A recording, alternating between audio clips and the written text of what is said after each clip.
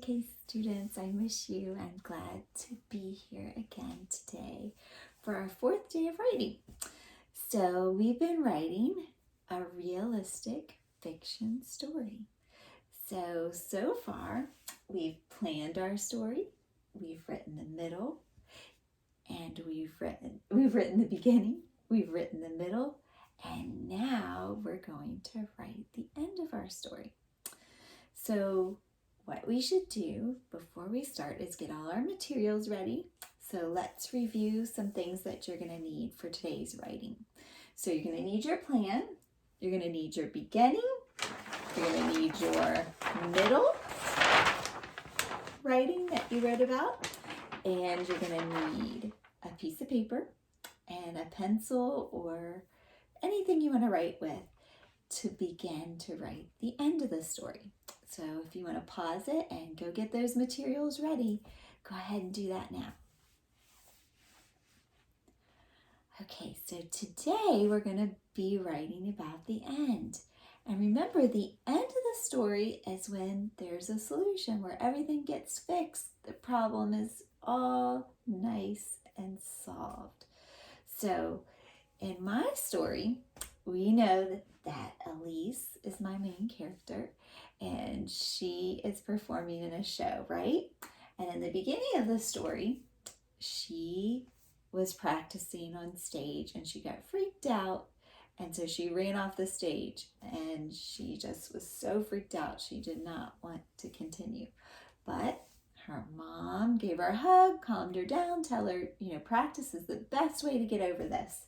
So then in the middle of the story, I wrote, and it's always a good idea to reread what you wrote previously so you're ready to begin the next portion of your story. So in the middle of this story, I wrote, Elise's mom jumped up and ran over to find out what was wrong. Elise told her she was freaked out. Her mom hugged her and said practicing would help. Elise felt better and got back on the stage to practice. So that was the middle of the story. So now I need to write the end of the story. So I began writing the end of the story, and I'm going to think about what else I want to add to kind of finish this story out. So let me show you what I started to write for my end.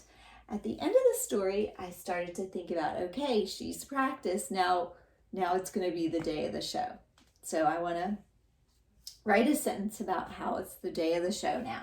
So I simply said, it was the day of the show. And maybe I can make that a little bit better in a revision of this story. But for now, it was the day of the show.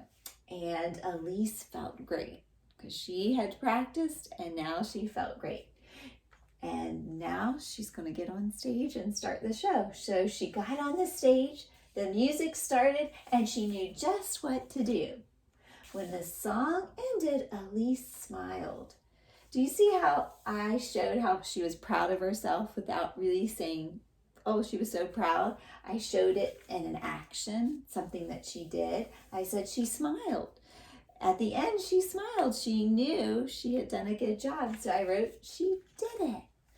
So now I want to think about and pull mom back into the story. I want to think about how mom would be feeling after seeing her daughter complete her goal. She helped her get through it.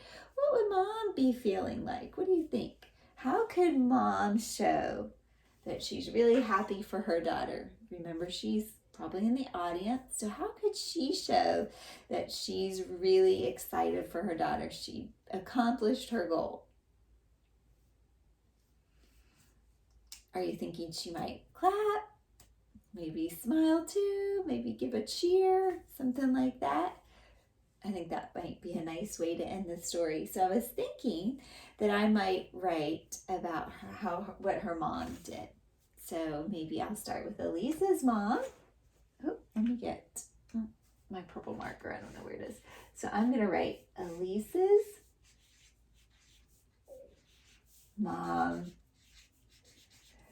clapped and cheered, maybe, and cheered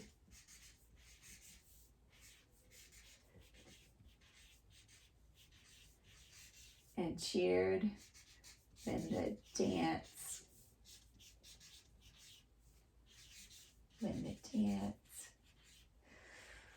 was over. Maybe she couldn't wait to tell her what a wonderful job she did or how amazing she was. Something like that. She couldn't wait to tell her how amazing she was. Oh, I can probably fit it. Yay. The end. How about I read that now all together? So this is the end of the story. It was the day of the show. Elise felt great. She got on stage, the music started, and she knew just what to do. When the song ended, Elise smiled. She did it. Elise's mom clapped and cheered when the dance was over. She couldn't wait to tell her how amazing she was. So we got it all tied in a bow, finished, complete with our solution. Our problem is now fixed. She was freaking out about practicing. She practiced, and what was her goal? Her goal was to be in the show and do well, and that's just what she did.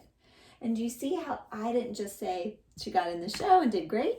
Look at all these great feelings I added, thought about some of my senses. What would it look like? What would she be doing? What would she be saying? What would she be feeling? And I added that to the end of the story.